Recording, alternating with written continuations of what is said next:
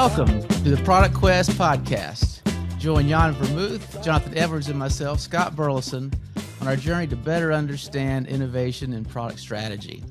Today's topic is jobs to be done. Some call it a theory, some call it a philosophy, but whatever we call it, many find it to be useful. Useful for innovation, for market research through development, even including sales.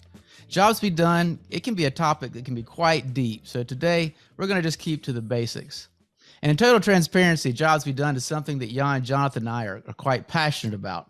So let's get this started with just a general understanding of what jobs to be done in. Jan, we'll begin with you. I don't know if you're familiar with the American series, The Office, but the boss there, okay, his name was Michael Scott. And there was one scene where he asked somebody there was something he wasn't understanding. And he said, well, will you explain it to me like I was 5 years old? You might have known where I was going. So Jan, how would you explain jobs to be done simply enough that a 5-year-old could understand it? Oh, wow. Okay. That's a nice way to start it. Well, I think maybe, first of all, what you can try really for a 5-year-old, I don't know if it works, so I don't have kids, but sometimes we use that expression, especially in American English. But if you, for example, fix something with duct tape, right? Something is broken, you fix it with duct tape. Then you can say, well, it might look ugly, but it does the job. So we know the metaphor of getting a job done. We know this jobs to be done language from our natural way of how we speak. So, and what do we mean when we say this? So in that moment of when we say, well, the duct tape gets the job done, we mean something like, well, it gets me to where I want to be, or it does what it's supposed to do. It might not be good in some respects, but it is good in the one respect that matters in this case. So if you think about just the normal way of how we use this expression, getting a job done, there's other, I mean, maybe not for a 5-year-old, but sometimes in the movies, kind of the mafia boss, they say, just get it done, just get the job done, right? So we know this expression, and I think that's why the name is so beautifully chosen. We know it from our natural language, and we take that and try to figure it out and try to apply it, in innovation, for example, or in product design. And as you mentioned, it's the second question then is, why should we use it for? What is it actually useful for? And there, I think because it provides a great answer to a fundamental question. And the fundamental question is, what do customers really want? What do they want? And it's beautifully put, of course, by the book of Tony Alwick, I think one of his first ones, where it's just the title, What Do Customers Want? And the job they want to get done is the fundamental answer to that question of what do they want? Because so you're just going to have to interrupt me, but I'll blabber on. So because so often in companies we start talking about, okay, when we start talking about what do customers want, we mention price, or we mention features, or we say, well, they want it blue, not red, and so on and so on. So we get lost in a very different ways of giving an answer to what our customers want. But it's never fundamental, because you can change it from red to blue, and some might like it, some might not. You can change the price, and some will buy less or more, or whatever you do. So, but it's never an answer in a fundamental way of what do customers really want with whatever we are producing, with the product we're putting out, with the service that we're creating, and something. So that for me, that shows the usefulness and the value of jobs to be done in a certain way. I hope that kind of helped to explain it a little bit. So. I think that was fantastic. It's funny, being an American, I don't know, like fish discover water last. I don't know if you do that expression, but this getting the job done, I wasn't even aware that was an American phrase. But, when Clayton Christensen said a customer hires a product to accomplish a job, it's like it's like when you hear that, there's so much more there than is readily apparent. And it's really a metaphor. Well, it's sort of a metaphor, it's sort of direct, but it firmly establishes the true relationship between a company and a customer. When we're inside the company, just like you said, we get so myopic. We think about, we're sort of obsessed with what we think customer needs are, but we're so close to our technology that it's hard for us to really back up and ask this question: what does a customer hire our product to do? Yeah, no, I absolutely agree. And it's easy to get lost in all these stuff, because that's your day to day as a product manager or whatever. That's your day to day stuff that you have to get done. But so I think it's nice that you mentioned this by Christensen, where he explicitly. I mean, it's nice in a certain way. I'm sorry, I'm a philosopher, so he's explaining a metaphor by using another metaphor, and I think it does a very nice job of explaining the first one, right? So this hire and fire logic is a really nice way of kind of framing how we should think about how customers use products and services. They hire them in a certain context and they fire them if they find something better. So I've always liked that way of how Christensen puts it. Yeah, same here. Now, Jonathan, so somebody that might have just heard what we just said and is just sort of hearing this for the first time might say, well, isn't that really just this same thing of, separating solutions from benefits? Is it really any different than that? How might you respond to that? Which I think is a very reasonable thing to observe, by the way, but how might you respond to that? Well, hi, everyone. Well, basically, I'd say that's probably true. We've been rehashing the same ideas for years and years. People like to go through the history of different ideas and can trace things back to the 50s, the 60s, whatever. I personally don't really think that is really what's the most important. I think the most important is, does this framework speak to you? Does it help in your day-to-day? And whether someone invented something before or if it's a rehashing of old ideas doesn't matter all that much. That's the first thing, which just a general idea I would put out there.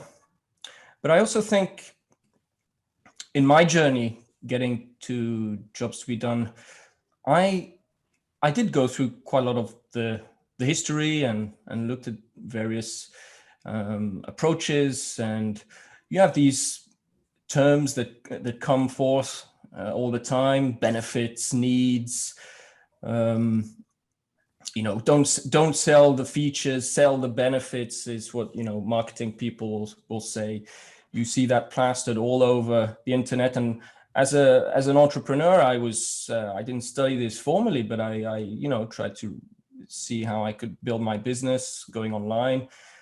And what I felt is that often you had little tidbits of information, but there was always lacking for me was a coherent whole that kind of put everything together in a coherent way and said, well, here are the definitions that we're going to use.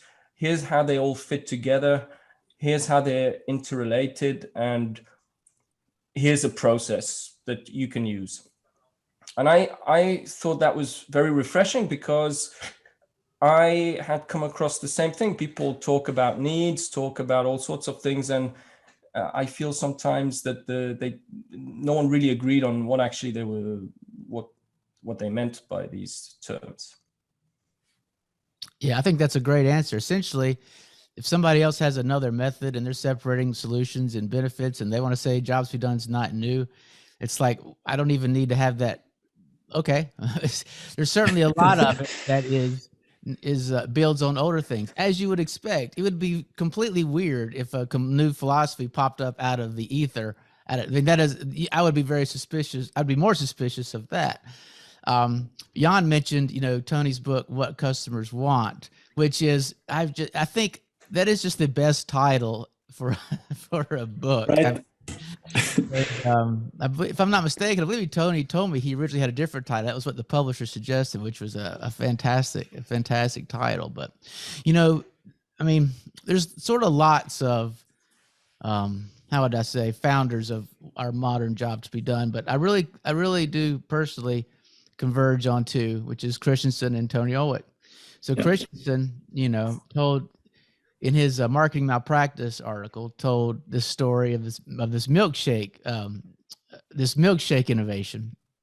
I don't even know if the story's true. I don't really care if the story's true, because it illustrates a point. And just to briefly summarize, Christensen and his team were working with presumably, I think McDonald's is even how the story goes, and they wanted to improve their abilities to make or sell milkshakes. They were looking at their milkshake sales; they were flat, and so they started experimenting with, how they with different incentives and coupons and all the things, all the tools, all the levers that marketers pull. Maybe combining it with, you get a cheeseburger with this together or whatever, and it just didn't move the needle. It was flat.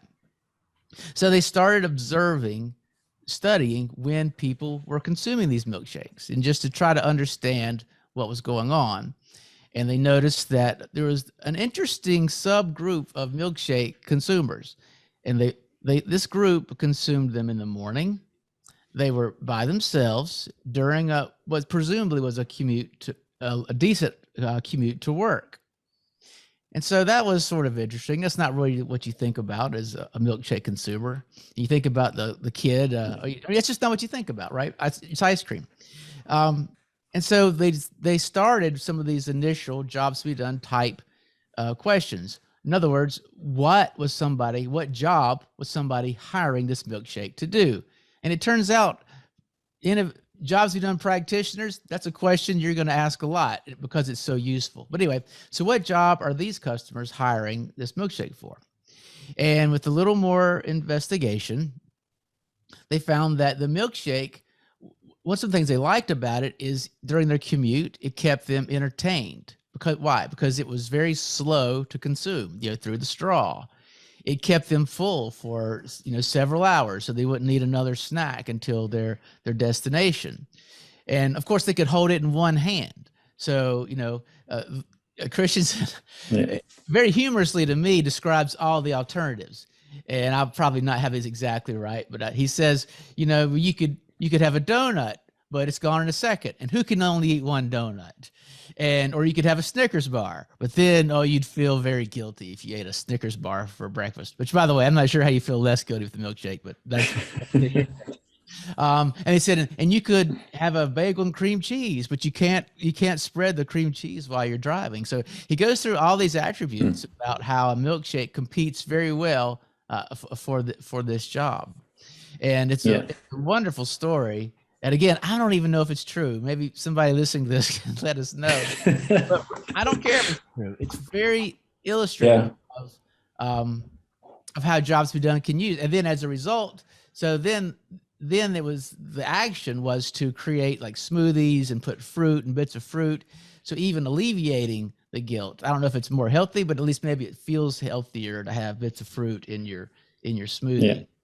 So it gave them meaningful information. So Christensen and then Ulwick with what customers want. I mean, Jonathan, you mentioned something earlier about, people have confusions about what's a need, what's a requirement, what's a want. And we sort of use these terms interchangeably. What's a benefit? And Tony made a lot of big contributions. So I'm not going to say this is the one because there's a lot of them, but certainly that's a big one. Is Tony said, you know what, the inputs are wrong, and we need to understand definitions of customer needs. And he defined those as the criteria used to best accomplish the job. So if we were returning to the milkshake, it was, the criteria about being full, not feeling guilty. He uses the word metrics also. Uses the word metrics. Yeah. You want to explain that a little more, Jonathan? Well, I mean, I think you've already done a pretty nice job explaining. I mean, I love that example of the milkshake. I mean, I think it's the first one that people discover on YouTube when they search for jobs to be done. And I think what attracted me to this theory is a few of these core principles. There are multiple ones, but one is this idea that your competition is not necessarily who you think it is. And so for the milkshake, you're in competition with a banana, a cookie, whatever. And I thought that was very interesting. Right. Regarding I think one of the big insights Tony had was there's this whole field of requirements engineering that was there going back to history, a lot of different things. And people used definitions, as mentioned previously, interchangeably and not very precisely. And Tony basically reduced all these definitions that we might have used in the past, like benefits, needs, solutions, problems. He basically reduced them to three different kinds of things. So the jobs, of course, that we've talked about, the desired outcomes, and something he also called constraints. And so these desired outcomes would correspond to what people traditionally understand as being needs. And needs, so desired outcomes is, so that's basically what Tony did. Sorry, what was the question again? About metrics. You're explaining that. Metrics, thanks. Yeah. So the idea is that people use metrics to estimate how well the job went when they hire a product to do a job. And these metrics are what are called desired outcomes. And this is what customers use to decide if a product is good or not good in achieving a job. Yeah, it's perfect. Well, I think. Sorry, go ahead, Jan. No, that's good. I just know another book that really did a good job at figuring out and kind of putting all those concepts into place. And I know you're much too humble to mention this, but it's your book, of course, Scott, which I would really recommend. So the Statue in the Stone, I'll just say it, throw it out there. But it's really, if you're looking for why jobs to be done, is really a cohesive, coherent, actually philosophy where and how concepts within that relate, for example, need and benefit, and then up to positioning and so on and other questions. So that's a really great book. I just want to mention there. For me, this distinction between job and outcomes, it's very important, but then again, also I think a great source of confusion, at least at the very beginning, because it gets cobbled together. It's very hard to figure out which is which, and then they get mixed together. So nowadays, if you look on the web, you'll find content that just doesn't make that difference. And I think it's a crucial one, however. So for me, it was always kind of, and I don't know if that's correct, but for me, kind of the job itself is kind of it's an answer to the questions: why do people use a certain product in the first place? So not a specific product, but the product or the service or whatever in the first place. So that's the job. And then when it comes to the questions, why do they use a specific one? Why that solution instead of another? So in all of the alternatives that you mentioned, bananas and so on, why do they use that one? The criteria, the outcomes, or however we want to call them, they explain why a certain person uses a specific product, one specific product, because it's better. It performs better on a set of those metrics. So that was always kind of the way I tried to, kind of keep these, they are related, but I kind of keep them apart. So the job answers the fundamental question of why they use products in the first place. And the metric tells you why they use a specific solution right? So the milkshake, for example, if you take the same metrics, but you, for example, use them in a different context, or you use another set of metrics, you get another solution. Right? If you want, for example, the energy to your body to be in there fast, you probably take a donut or a banana or something with much more sugar. So if you change the importance, as it were, of those metrics, how much they matter to you in a certain context, then the product changes. So that's kind of a way of how I try to think about this. Yeah, 100%. It's like, well, it's definitely confusing, jobs and outcomes, because it can depend on your on what, like, sort of where your perspective on, like, where you're looking at it. But if you're beginning with, and just, which is why defining a market is one of the most difficult things to do within jobs to be done. I mean, are you in the milkshake market? Are you in the entertainment market? Are you in the entertainment during a commute market? Are you in the nutrition? However, so it's like you have to ask that question. And with many of my own clients, when I start to have this conversation about defining a market reliably, somebody will say to me, "You are sure making our business sound complicated." And I'll say, "No, we're having conversations that you're not having. We're trying to explore what your markets are. We're working with you to define them. We're asking questions nobody's asking. And that's why it feels uncomfortable. It's so simple to say we make milkshakes. We're in the milkshake market. We make them chocolate strawberry. That's whatever. Here's the demographics of people who are purchasing them, But it's like but they're just not aware. They're just not asking good enough questions. And so, but people find it uncomfortable sometimes to really explore why somebody purchased. Yeah, but to build off your point, Jan, the jobs, what they want to accomplish, and then the outcomes, that's the criteria that they'll evaluate each of their solutions. I mean, actually, I really liked how you explained it, Jan. I think with this, I thought it was a great explanation of the outcomes. Yeah. Well, thanks. Well, go ahead. Can I? No, I don't know. I just want to. So I think that point maybe is worth mentioning also to kind of stretch it, this idea of alternative solutions, as it were. I mean, okay, the term alternative is a bit, but let's say other ways of accomplishing the job. I think that's really worth, because that for me, and I'm just starting to think about this, and I would really like kind of your reaction to this, but doesn't this make, for me, that's inherent. It makes jobs to be done inherently innovative. So the moment you start thinking about, and that's uncomfortable. So that's the uncomfortable moment that you mentioned, but it's inherently innovative. It's kind of, if you're not asking demographics or, whatever you want to have, features or competition, right? Which is very traditional way of thinking about it. But if you're asking jobs and what's the job that we're in or our product figures into, it inherently makes you think of other ways of accomplishing the same thing. Right. And that, to me, there's somewhere in there is a link that why it's so useful in innovation. So I don't know, but I don't have kind of a clear way of thinking about and talking about this, but somehow there is a link there that I think is worth exploring. So I don't know.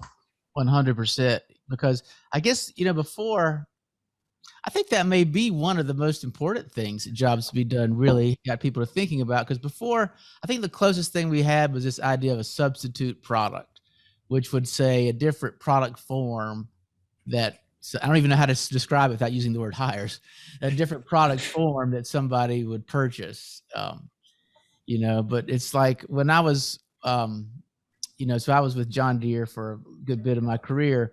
And one thing that works against a company is when they become hyper competitive against the other common machine forms. So we give an example. So we made John Deere lawn tractors. And so our enemy was Kubota, the orange ones, and we're going to take their market share. And the next one was the blue, New Holland. We're going to take their market share. And you got different parts of the world, but you're thinking about these lawn tractors. But you know what? Maybe what about in Europe? You guys are in Europe. You have these robotic mowers is quite common. I don't know if you see them, but it's taken off there. But also there's mowing services. And so I think there was something more fun and competitive. It almost feels like a football game or a sport to say we're number one or we want to compete. And it's just less comfortable to think about the alternatives that your true competition are the different ways a customer might accomplish the same job. And I think it's less comfortable way of thinking.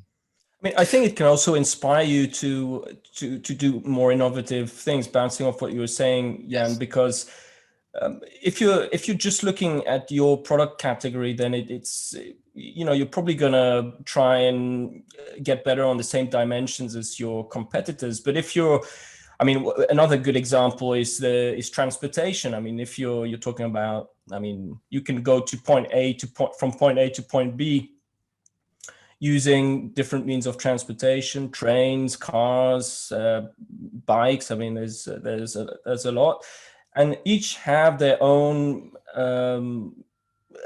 benefits and to use an old word, and you can actually, if you recognize that as a car manufacturer, you may be in competition with the train network, then then maybe that could inspire you to innovate on your cars in ways that you wouldn't have thought of if you didn't take into account the railway networks.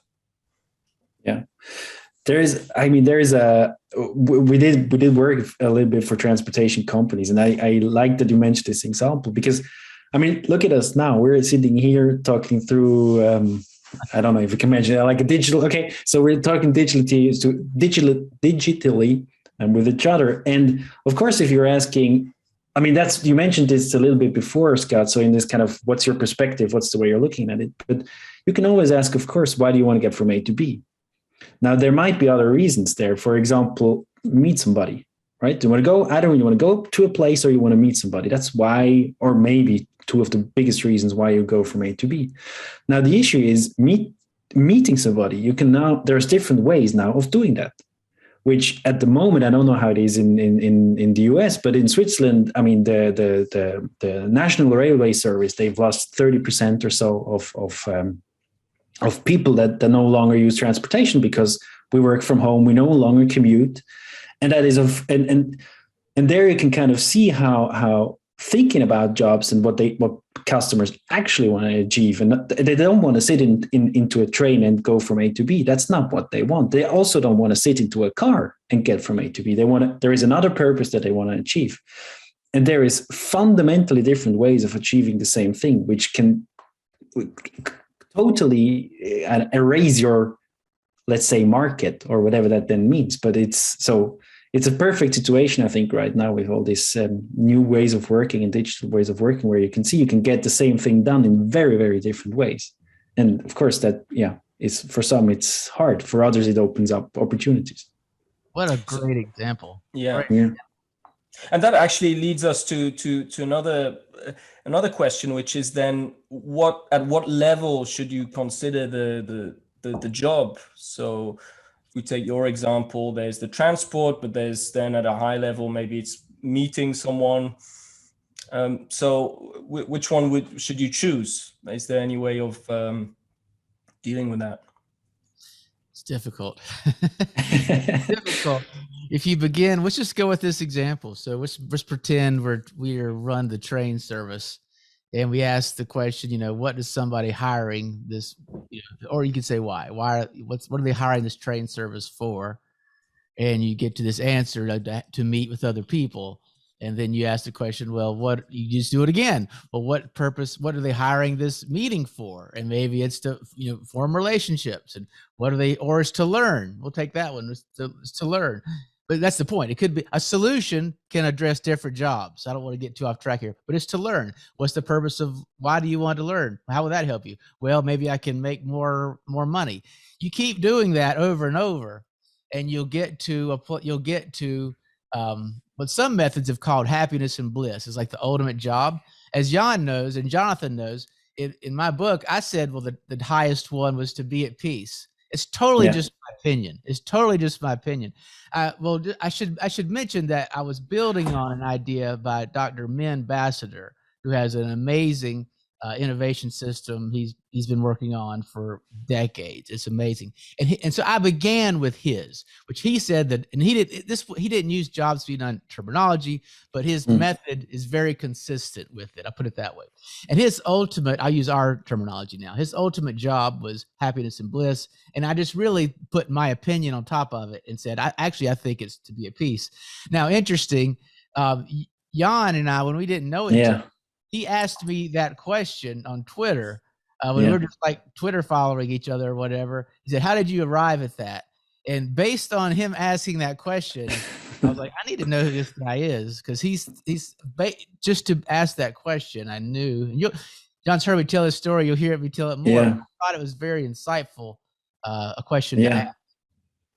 Well, I immediately, I read your book and several things jumped out at me, but that one I thought was really an interesting one, right? Because, maybe you can explain this a little bit more, and I would love going in there, because I think there is a lot of value trying to figure out if we could really imagine if we could really, let's say, pinpoint, yes, that's the highest job that everybody wants to achieve.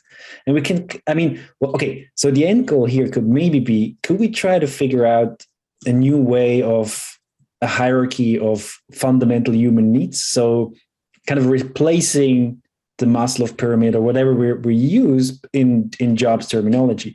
So, and I just wanted to understand how you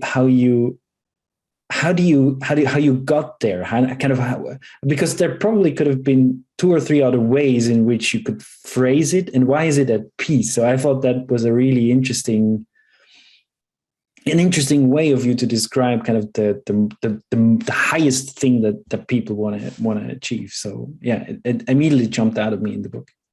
I probably haven't been that introspective about it. But I think I have an answer. I think I have an answer. Okay.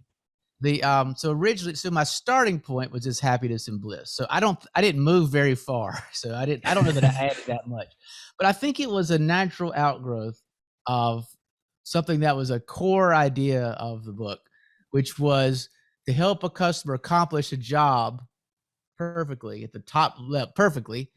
You do that by removing everything bad, removing all the errors. And I should add, that's not my idea either. That came from something I heard Tony Ulwick say many times. And Tony's process is called outcome-driven innovation. Yeah. But Tony said, I heard him say many times, that the purpose of outcome-driven innovation, which is his jobs to be done method, is to help a customer to accomplish a job perfectly. And that just blew my mind, but I didn't know how to act on it. But now combining that with other things, with other conversations with Tony, one of the best educations anybody could ever get, by the way, is to vet and net outcomes. Go through outcomes with Tony. Let him tell you why it's a good one, what's a bad one. And that's an amazing educational experience. But here's what I learned. The best outcomes were always about removing errors, removing problems. It was about you remove everything that goes wrong, you remove everything that's bad, remove all the imperfections. What's left? Perfection's left. And so I think going back to the happiness and bliss, I was like, well, if you remove everything bad in your mental state, what's left? And I think this is only an opinion, or at least I'm making a little personal leap. But if you remove everything bad, I don't think you're left with happiness. I think you're just left with a state of peacefulness. And again, you're the philosophy guy, Jan. So I am unencumbered by any knowledge or research to support that leap. But it just sort of what occurred to me. And at the end of the day, I'm not sure it matters that much, except to those of us that are super interested. Right, that's true. Of us, to the person that's innovating their tractor, next generation lawn tractor, they're going to be so far below that level of stuff. So these tractor guys, should they try and help the customers with peace of mind then? Well, it's interesting. No. I have a very strong answer on this, but I have two, but I think we probably have the same one. I mean, I assume so as well, but well, I think so. There is some. I mean, okay, some people really like getting in this more and more abstract sense, or so getting higher up, let's say, the hierarchy of jobs, and that can be extremely dangerous. So it depends on what you actually want to achieve in the end, but it's really, really dangerous because the alternatives to achieve this, they just explode, and you lose you lose touch with the actual product that you want to improve. So it's very tempting because okay, maybe that's not true for all the companies, but in a lot of companies, people are trained to think in an abstract way, to always abstract, and they tend to go higher up the ladder of jobs. And I think there is a lot of risk in that because you really lose touch with the actual customer as well. Because I mean, customers don't come to John Deere for peace of mind, right? I mean, sometimes they have but if you really think about who gives me peace of mind, then I go to, I don't know, a seminar on the weekend or what, right? So it's very dangerous to go high up, too much high up. And it's I think an art in itself to define kind of the altitude, let's say. Yeah. I mean, what comes to mind for me is again, not a very heavily researched topic, but something I found on the internet, which is this concept of ikigai. I don't know if you guys have heard of this. I think it's more for personal development and around defining what kind of things you should be working on. And it's basically a Venn diagram. I forget now exactly what the different circles were in the diagram, but basically what you should be working on is somewhere the confluence between what you can do, what you want to do, what you can, actually earn a living with, and somewhere there in the middle is what you should be. And I think, my view on this is that it's quite similar also in this case.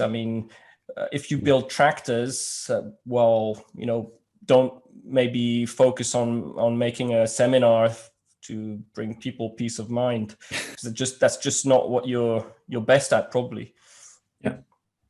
Yeah, I'm very similar perspective to you guys. Sometimes there's one way this is handled sometimes. Well, anyway, we're explaining it exactly the same way. It's essentially the ultimate job in a sense, but it's sometimes framed a little differently as an emotional job, and meaning something they want to accomplish, this emotional job, while they're doing the functional job. Those are slightly different perspectives, but regardless of where you land on it, if you learn it's very important and unsatisfied that someone's at peace, so it's the very top. As a product manager for compact utility tractors, like, what are you going to do about that? At best, maybe it could influence some of the creative stuff later. For how the literal marketing and advertising. Like the images. It could come into play there. But in general, you're much better off.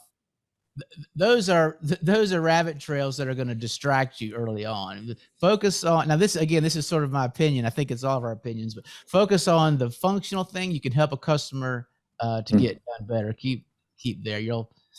Most of the time when somebody says, well, what about the emotional jobs? That usually starts a lot of conversation that's not overly productive. It's interesting, when I've noticed that when brand new jobs to be done enthusiasts have a tendency to go a little bit too high. Yeah. Because they're very cognizant of, hey, I want to get away from so if I make compact utility tractors, and so one thing they do is mow the lawn, we'll say. But also they're there. What's the what does somebody hire a mowed lawn for? Well, it's to have a more beautiful property. And so they probably should be mow the lawn, but they'll want to innovate on maintaining a beautiful property, even though there's just lots of other things. So they have my observation is they have a new enthusiast. Yeah. They're excited. They know the milkshake story. They want to go. They're not always be at peace, but they want to be a little bit too high. And there's nothing wrong with having a well-defined innovation project around something quite narrow, like maintain your tractor or purchase the tractor. Yeah, but here's so I completely agree, and because it's very tempting to go higher up, right? And it's all that beautiful emotional. We should actually do a session and talk about emotions and innovation. And so, but one other tip for if you're starting out with jobs to be done is so be aware of not going too high up, and also think of a lot of value can come from breadth. So let's say, if you're thinking this in the what is it, 2 dimensions. So it's not only up and down, but there is also kind of a dimension of when does a job start and when does it end. And a lot of companies, I think, have much more blind spots when it comes to kind of what is left and right. So what happens before or after the use of their actual product, than it is up and down.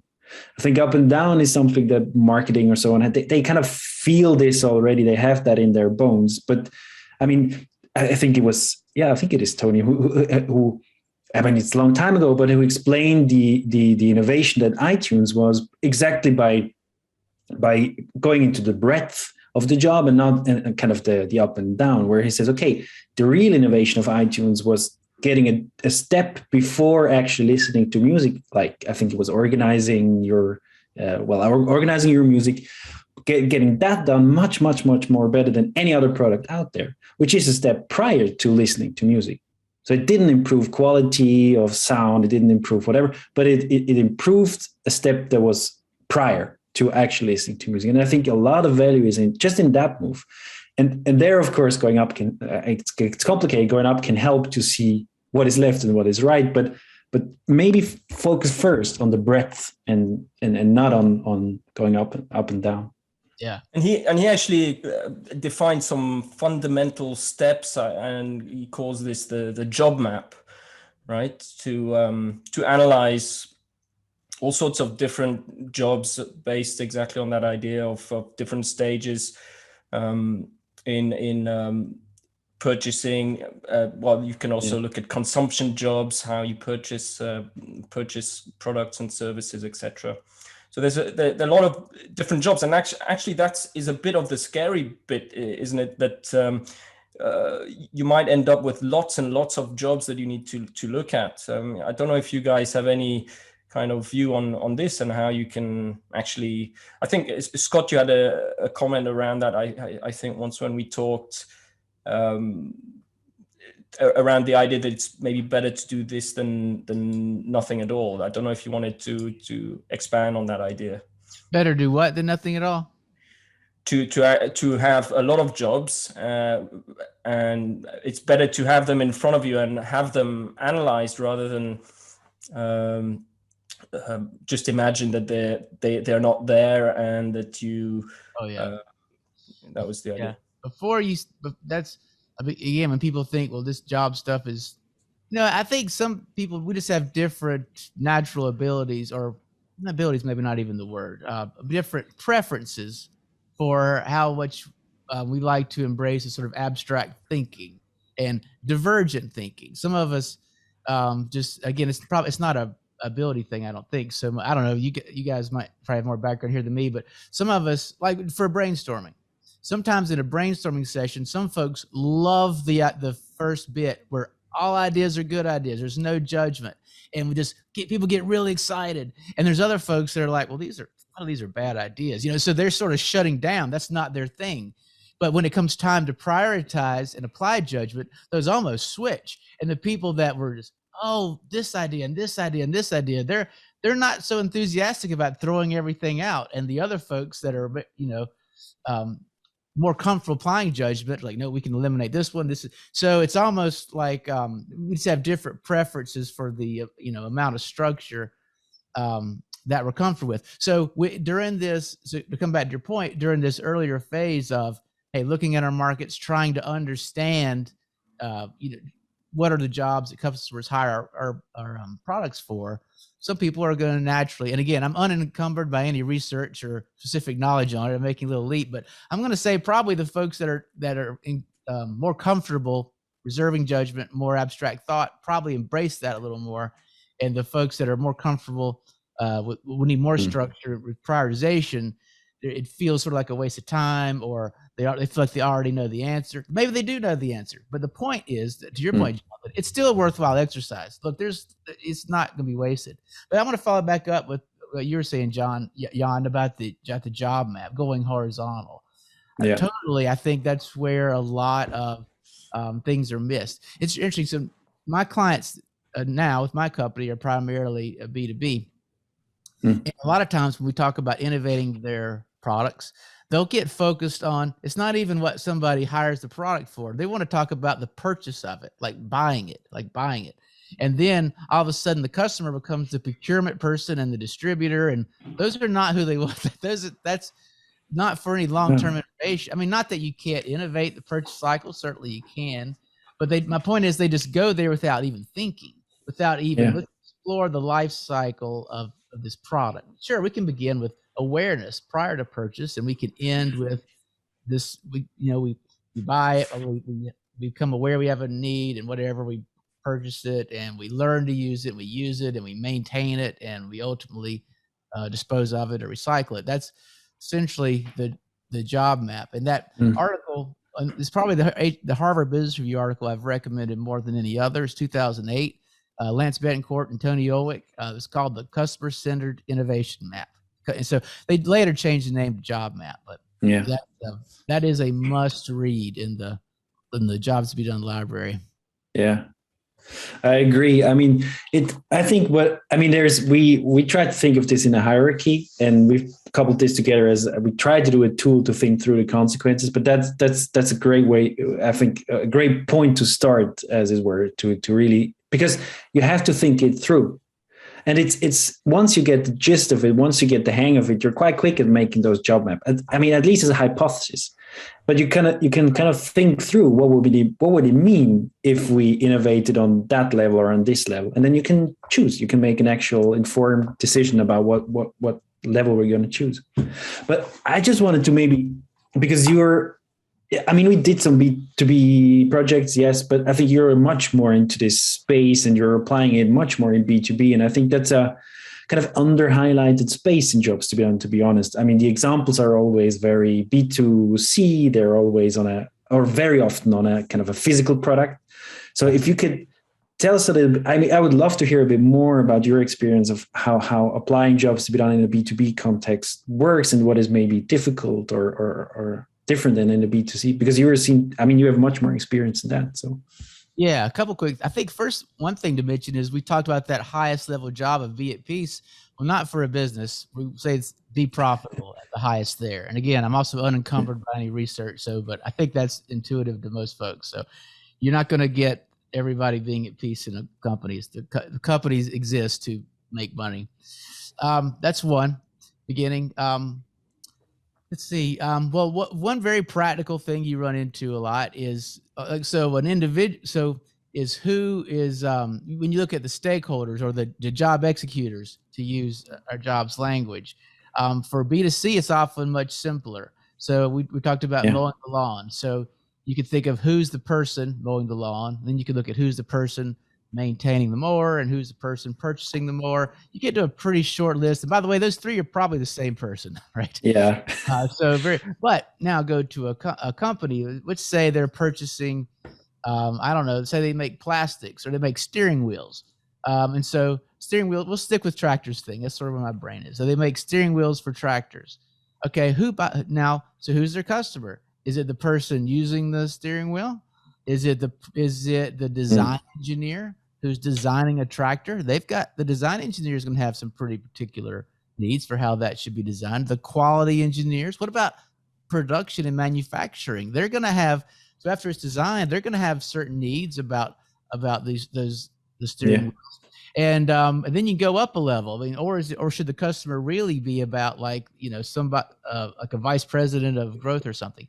And so there's a lot more stakeholders in B2B, and the answer is not obvious, and it's often more than one. But you have to ask a really hard question, and that's where all innovation for a company. It's a series of innovations. Like there's a product innovation. There's a purchase innovation. There's a customer service innovation.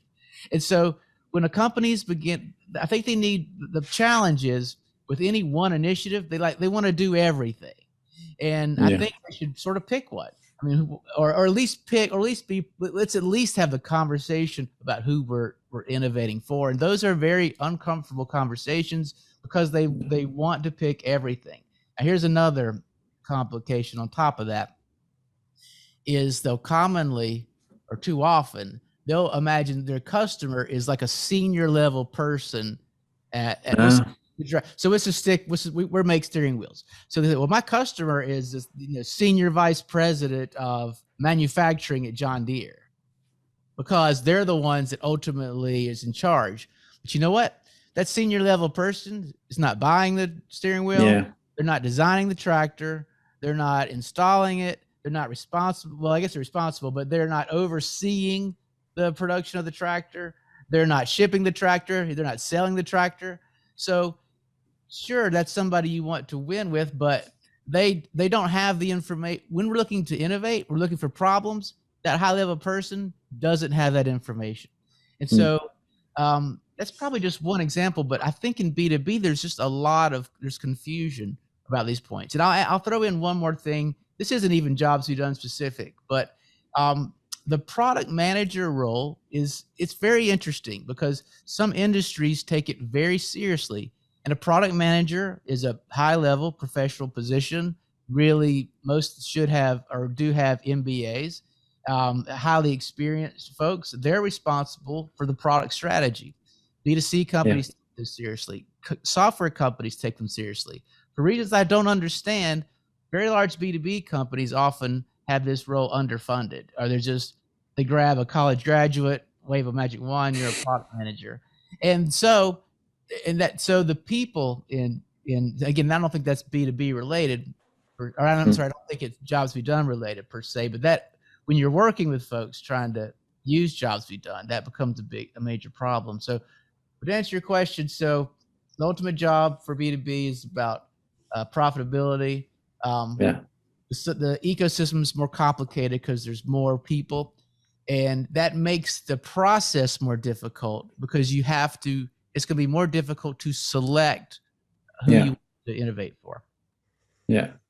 And I would add that actually sometimes you even have people, you will have people who will have contradictory jobs, if one can say it this way. I mean, a typical example is a B2B company developing some IT solution and having a showstopper in the person of the IT department who basically doesn't really want this solution because it takes off some of their responsibility or something like this. So these are all things to consider too, I guess. 100%, 100%. Sticking with the tractor thing, tractor companies have a safety engineer, and the safety engineer's job is to make sure that, it's so impossible for any accident to ever happen. Like when they get up every day, their only job is to make the thing safer. Now you take, whatever the product manager who's looking at what the customer wants, making something easier to drive or steer, whatever. To your point, Jonathan, you can see that they're going to have different opinions. They're going to literally be at odds. So here's the question you want answered in B2B. You want to ultimately know how the company makes decisions, right? Not an individual, but how the company. So we talked about the criteria, the criteria for jobs. When the company, how are they going to make decisions? And it gets more complicated because now what's their frame of innovation? Is it narrow or is it wide? So but the good news is that jobs be done completely applies. In fact, I think you would be lost without it. And without jobs done, everything would seem simpler, but that's because you're not asking the hard questions. You're just innovating a design engineer or whoever, or or even, God help us, the purchasing agent, I loved it that you mentioned this. I mean, I think this goes maybe back to one thing that we started off with, where I also thought that Christensen explains it in a very powerful way. And I think it links back to why in a more complicated space like B2B, jobs to be done is so nice, because what Christensen also says is, look, if you want to innovate, the unit of analysis is not the person. It's not the individual. It's not their attributes in terms of age and demographics and social status and what, right? They all factor in a certain way, but that's not the unit that you want to look at.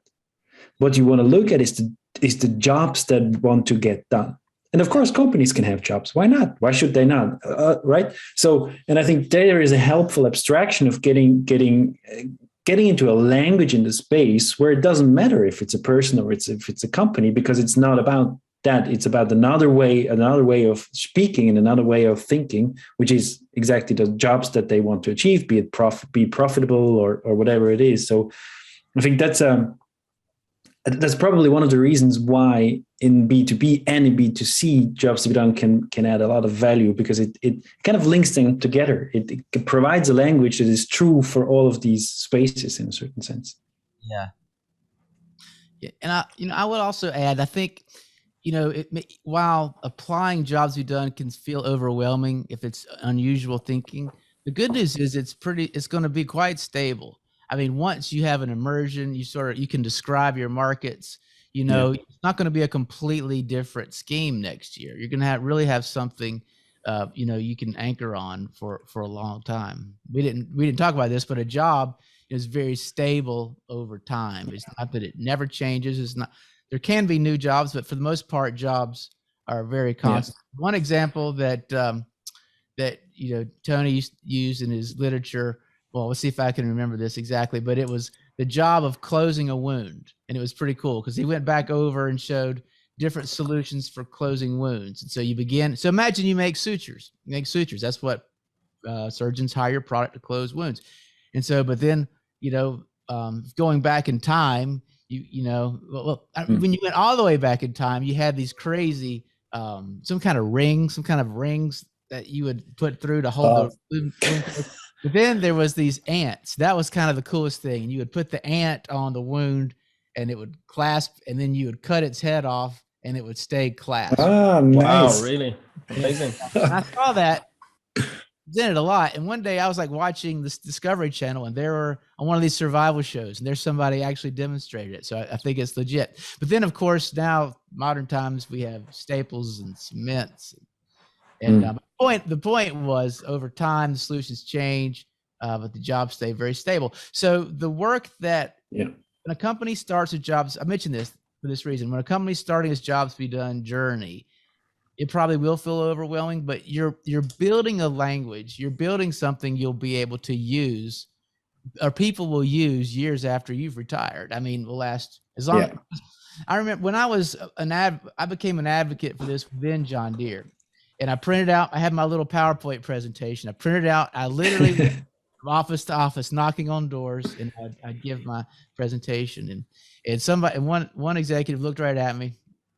He said, "Okay, we got a strategic planning session next week. How's this of any usefulness to me?"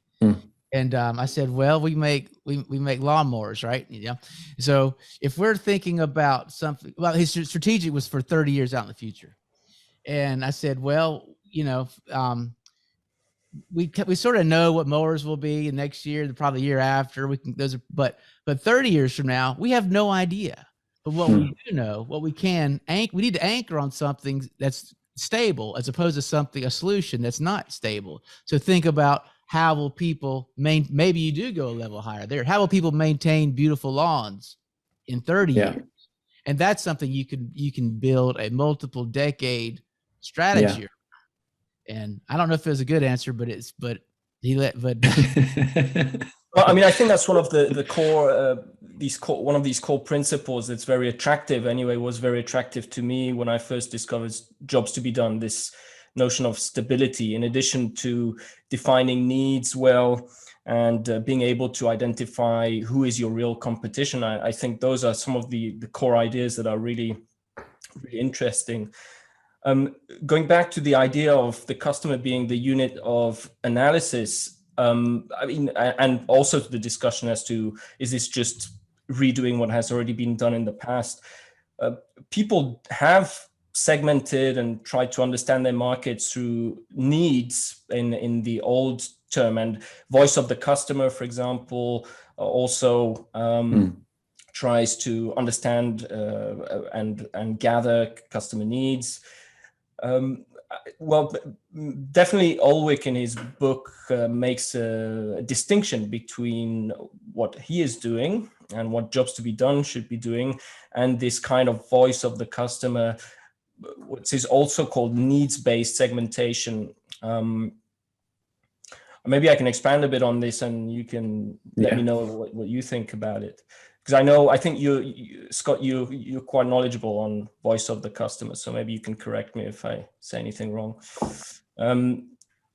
But the understanding I have from it is that, well, I mean, as we mentioned, needs has many kinds of different definitions. But if you go out and ask a customer what he wants, often he will give you his needs in terms of the solution.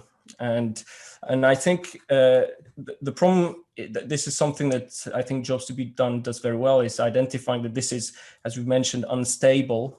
Solutions are unstable, and you really have to look in terms of what we would call problem framing. What is the problem that we're trying to solve for customers? And so I think so people often will say, well, jobs to be done is just voice of the customer. I think what is valuable in jobs to be done is they really defines these desired outcomes in very precisely in terms of what one would call this problem space. I mean, would you agree with this, Scott, or am I doing an unfair trial on voice of the customer? No, for sure. Totally agree with it. Yeah. Yeah. In fact, when I read What Customers Want the very first time, one of the things that really, as I'm just taking this in, it was the segmentation where it actually sort of, I just sort of found the usefulness there. I mean, I think I would have found it useful anyway, but all of a sudden with a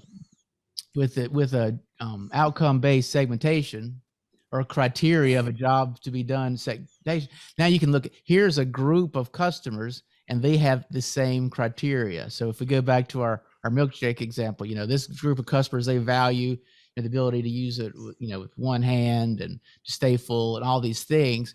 Now I know what to do. I know what to do about with my new product development. And it's interesting. I think going back to Christensen, as great as what Christensen, as helpful as it was, I didn't know what to do. I didn't know what. It's wonderful, but what it gave us was a process, and we knew what to do next. And it we were beginning with the end in mind, right? Using this, it was pre-programmed. Well, for general voice of customer, let me back up a second. An issue with a lot of voice of the customer, you go out, you do a lot of interviews, and you have this conversation, you feel real good about it, and you get transcripts and all this information, and you still don't know what to do. You don't have actionable information. With a jobs to be done process that begins with what job are we trying to help a customer to accomplish, and then proceeds with what are these criteria and these outcomes. What's its total list of outcomes? And then now what's the priority of those? It's the process is guaranteed to be actionable. If you do it well, actionable. And well, again, if you select the right job, the right level, you do all that, you're going to not just learn things that are interesting, but you'll learn things that are interesting and useful. I think what really separates it. Now, not that other methods can't accomplish that, but it's the best thing that I've personally found. Yeah. And it's so what I just to add on this is, and you can give it to different people in the organization, and they all, okay, not 100%, but very, very high up there, understand the same thing and work on the same thing. So, probably we should do once really kind of give a precise and good explanation of what such a criteria actually is. And if that turns out to be kind of the most relevant problem in the market, let's say for example, the time you feel full, let's take a milkshake. So that the time that you feel full is one of those. It's not perfectly well formulated, right? We all agree, but that is one of those criteria. And if that turns out to be kind of the most burning pain point in the market, and you suddenly have a way of speaking about customer problems that you can give to marketing, you can give to product, you can give to whomever, and they all look at. We had that experience several times where you show the result of a well done jobs to be done study. Different people in the room, different background, and they all agree on the same truth and on the same thing, and they start working in the same direction. And that's beautiful, right? So if you, it doesn't happen all the time, but if you get there, it's really, it's a nice thing. No, I think for company leaders, it's a very useful framework. Also, if you're if you're a bit removed from the actual product design and innovation, but you're heading a company, I think that it's very useful too, because it creates a coherence, a common language that people in the company, in the organization can talk about. And actually, I even think it can give some very useful insights into how you can organize your teams, because that's typical. People go back and forth in terms of how they organize their companies, either based on function or the product or whatever. And you could actually imagine organizing your company around jobs, for example. Yeah. So I think that's in terms of organizational approaches, that's also quite useful. I imagine, maybe I'm just being optimistic, but I would not be surprised, Jonathan, to see that done more in the future eventually. Organized more around jobs. It'll be interesting to see, certainly for longer term innovations. Like shorter term, yeah, whatever they make is probably going to be close to that form, but at the very least they'd have their eyes wide open, because if you're the CEO of a train company, you probably didn't see Zoom coming as a at least in your strategic planning, you can know what to look out for. Now, whether you're in a position to do something about it, that's a different question. But it could better to be knowledgeable than not knowledgeable. Yeah. Yeah. I don't know. Maybe it's better to be ignorant and happy. maybe and I also think in a way, I mean, we're talking about this level of abstraction and going higher and higher and peace of mind, etc. And that let's say the ultimate job of a business is profit. But I think if you look around, a lot of the entrepreneurs that people admire today, I'm not sure they'd actually give that answer. I mean, a lot of these people are mission-driven, purpose-driven. Take people like Elon Musk. I mean, he wants us to go to Mars, etc. And in a way, I think there's quite a nice connection between, let's say, the low-level jobs that you might help your clients with, and thinking in terms of more holistic job or mission. I mean, what is a mission but potentially a very high-level abstract job for your company and the change you're trying to make in the world? Yeah. I have to say this, Jonathan. Maybe taking us to Mars is a solution that'll help Elon Musk to feel at peace. It's not just him. Yeah, that's of course what people are saying, right? Right. Him and his friends. Yeah. But I mean, imagine you're on Mars and you don't feel at pease. I mean, what? But okay, that's different. You probably won't feel at peace if you're on Mars. I mean, at this point. I think it's going to be cold. Well, guys, this has been fantastic. I feel like we should probably bring this to a conclusion. Any final thoughts? Yeah. There's so much we should talk about. I mean, just picking up on the question of how purpose and job stability is linked. I mean, there's so much. I just want to say thank you. I thought it was a fantastic discussion. I enjoyed it a lot. Yeah. Thank you, guys. Yep. All right, guys. Thanks for the discussion. I think we all can agree Jobs to be Done is here to stay, and we can agree we've got a lot more to say about it, and certainly will in the near future. Well, that concludes our Product Quest podcast. Please send any comments or ideas for future shows to productquestpodcast@gmail.com, and we'll see you next time.